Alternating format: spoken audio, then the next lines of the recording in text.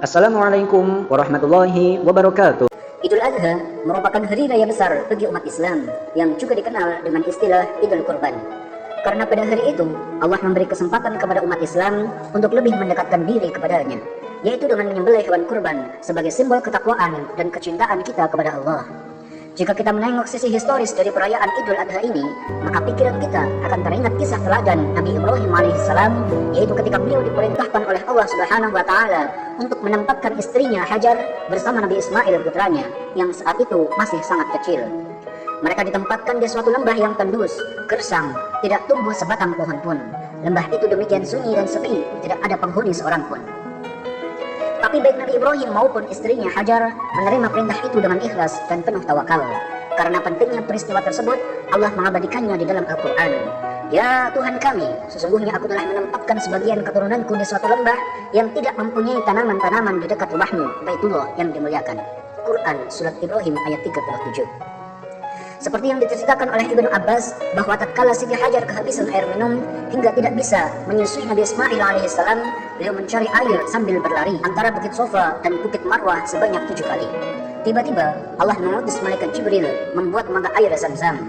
Siti Hajar dan Nabi Ismail memperoleh sumber kehidupan. Lembah yang dulunya gersang itu memiliki persediaan air yang melimpah ruah.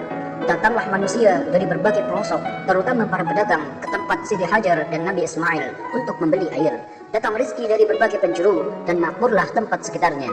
Akhirnya, lembah itu hingga saat ini terkenal dengan kota Mekah, sebuah kota yang aman dan makmur, berkat doa Nabi Ibrahim dan berkat kecakapan seorang ibu dalam mengelola kota dan masyarakat.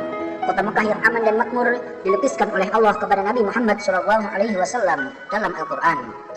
Bismillahirrahmanirrahim.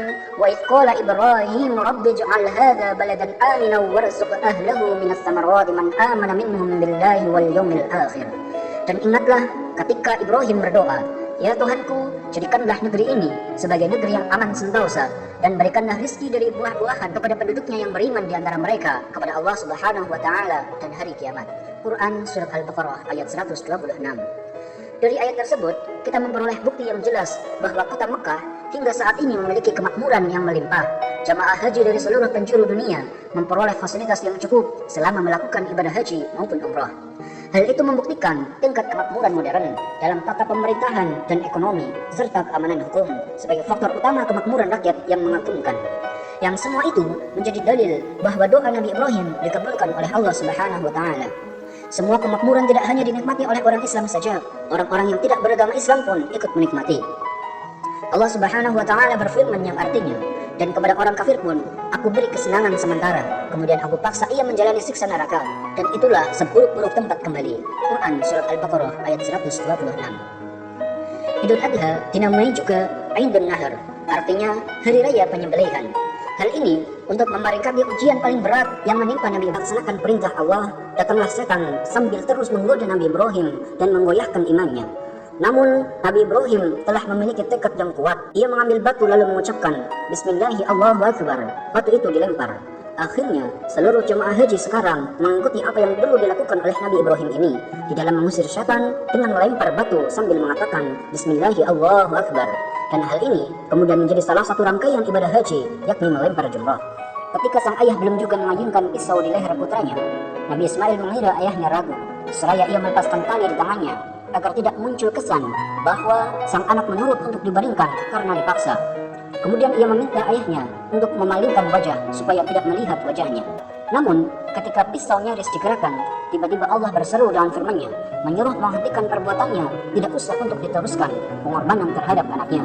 Allah telah meridhai kedua ayah dan anak yang telah melaksanakan perintah Allah.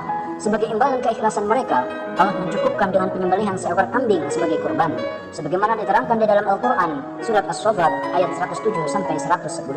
Allahu Akbar, Allahu Akbar, Allahu Akbar. Nabi Ibrahim menjawab, La ilaha illallah, Allahu Akbar, yang kemudian disambung oleh Nabi Ismail, Allahu Akbar, walillahil hamd.